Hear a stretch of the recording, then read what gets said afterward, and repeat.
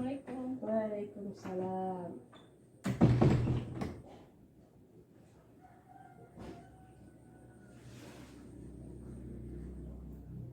Baik, Assalamualaikum warahmatullahi wabarakatuh. Waalaikumsalam warahmatullahi wabarakatuh. Nah, gimana kabar Anda pada pagi hari ini? Baik, Bu. Nah, alhamdulillah. Tetap jaga kesehatan dalam masa pandemi sekarang ini. Nah, tetap di rumah.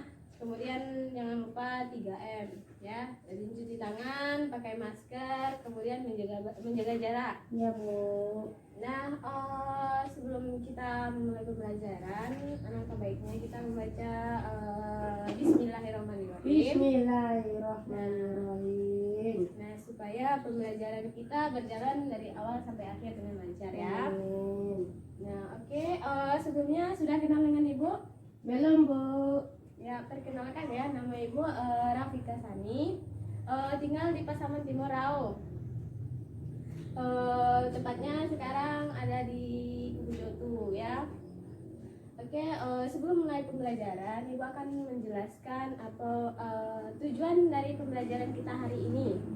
Nah, tujuannya yang pertama agar Ananda mengetahui apa itu kriptografi, kemudian sejarah mengenai kriptografi, kemudian tujuan mengenai kriptografi ini. Nah, yang pertama yaitu pengertian kriptografi.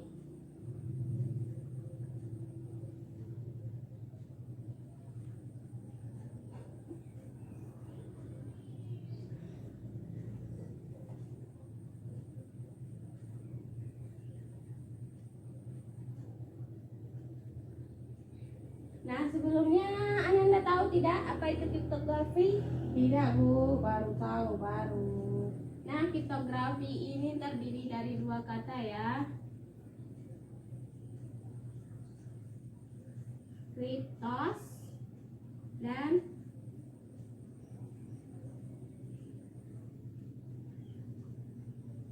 graphies. Nah, kriptos ini artinya tersembunyi,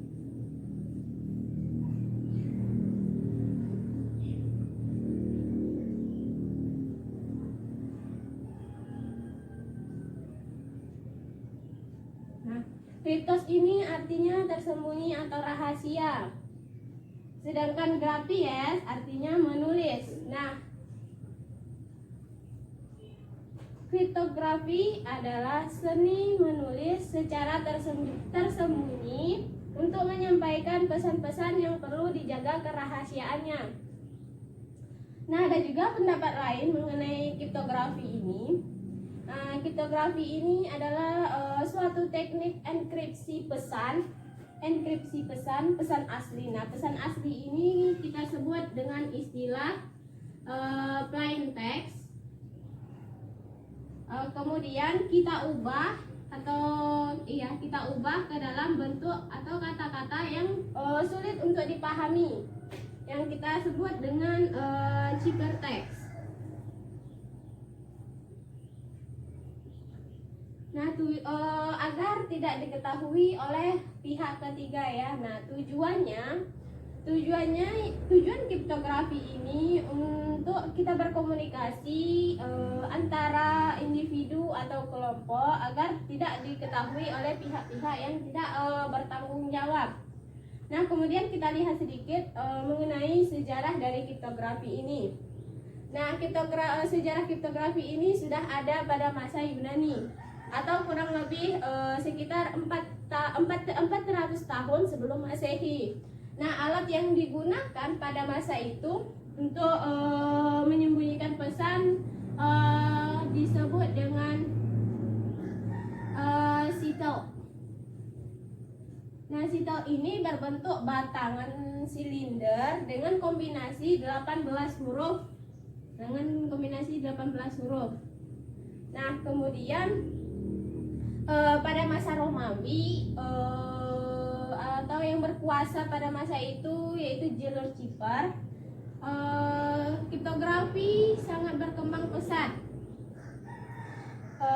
karena berinteraksi dengan antar negara. Nah, meskipun kriptografi pada masa Romawi tidak sesulit pada masa Yunani, tetapi pada saat proses pengerjaannya atau saat proses enkripsinya sulit untuk dikerjakan. Nah, kemudian ada tiga fungsi algoritma dalam kriptografi. Nah, yang pertama ada proses enkripsi.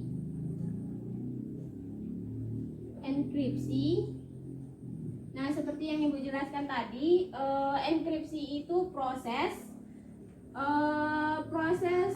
dari pesan asli, proses menjadikan pesan asli ke pesan yang sulit untuk dipahami atau plain text ke ciphertext. Kemudian yang kedua ada deskripsi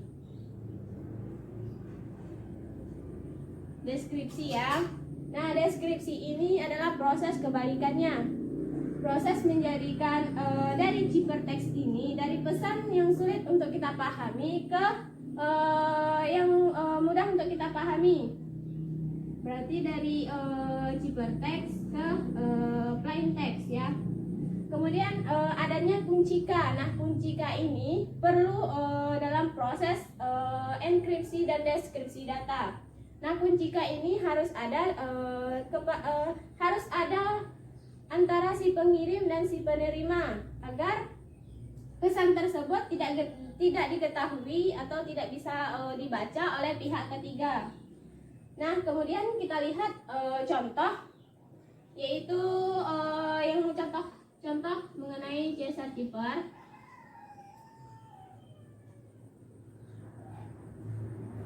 Nah, sebelum masuk ke contoh, apakah Ananda sudah mengerti sejauh yang Ibu jelaskan tadi? Mengerti, Bu. Nah, kalau tidak ada pertanyaan, kita langsung saja masuk ke contoh ya. Nah, di sini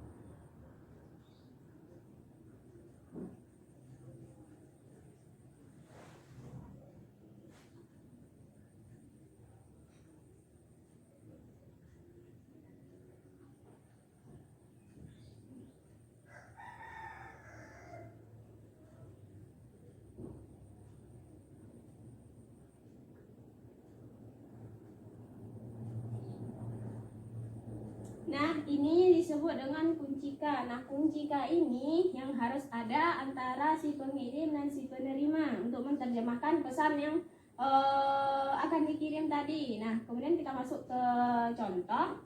Misalnya kita buat contohnya, saya mau pergi kuliah. Nah, huruf S kita ganti dengan ki, sesuaikan dengan kuncikanya ya. Kemudian A kita ganti dengan huruf D. Huruf Y kita ganti dengan O. Huruf I kita ganti dengan D.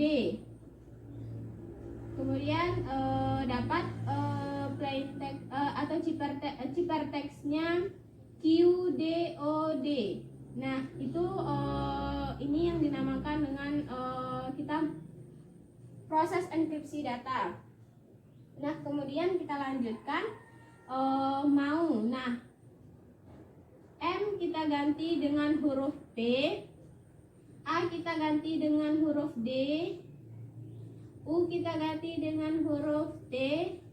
Nah, ini katanya sudah diganti. Kemudian P kita ganti dengan R, E kita ganti dengan I, lalu R kita ganti dengan S,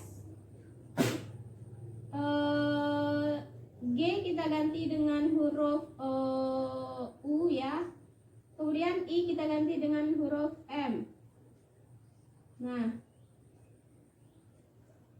Ini adalah bentuk kata yang sudah kita enkripsikan tadi. Menjadi seperti ini. Nah, apakah Anda sudah paham?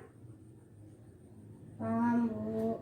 Nah, oke, Ibu kasih satu contoh. Tolong Anda kerjakan ya di bukunya. Transfer uang ke bank. Coba Anda buat di bukunya. Kemudian ubah kata tersebut menjadi ciphertext.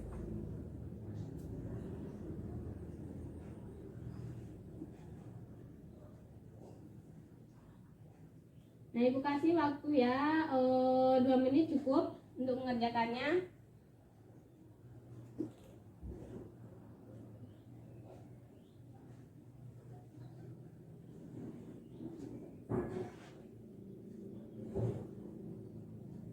Nah, ini salah.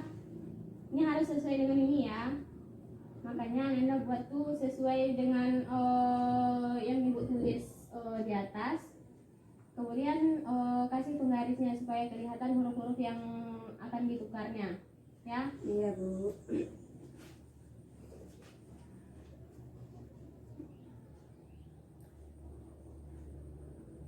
Nah, gimana, udah siap Ananda? Bisa, Bu. Nah, coba tulis ke depan ciphertextnya.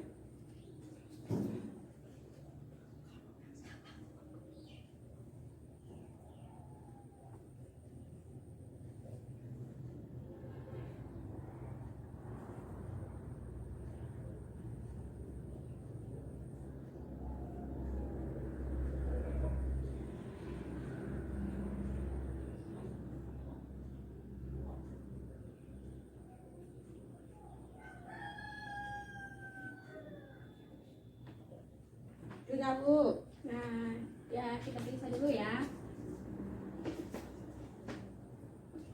Oke, transfer uang ke bank. T kita ganti dengan huruf W. R kita ganti dengan huruf U.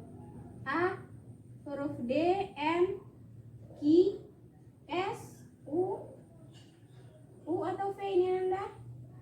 V. V. Nah, E kita ganti dengan I. F kita ganti dengan huruf H. Nah, betul ya. Nah, ini yang disebut dengan ciphertext. Nah, sampai di sini gimana materi Bu? Apakah sulit? Lumayan, Bu. Nah, oke, Anda pelajari lagi di rumah, ulang-ulang lagi pelajaran hari ini. Nah, ini baru contoh yang pertama ya, mengenai jasa tipper. Nah, ini masih ada jenis-jenis kriptografi yang lain. Minggu depan kita akan pelajari. Nah, untuk saat ini saja dulu pelajaran hari ini. Nah, ingat materi Ibu hari ini akan masuk pada soal UTS minggu yang akan datang ya. Jadi pelajari lagi di rumah, ulang-ulang lagi pelajarannya. Nah, jika misalnya tidak ada pertanyaan, nah Ibu, apakah ada pertanyaan lagi? Tidak, Bu. Nah, kalau misalnya tidak ada pertanyaan, mungkin cukup sekian pertemuan kita hari ini. Kita sambung lagi minggu depan mengenai apa namanya, contoh lain dari kriptografi ini. Oke, Assalamualaikum warahmatullahi wabarakatuh. Waalaikumsalam warahmatullahi wabarakatuh.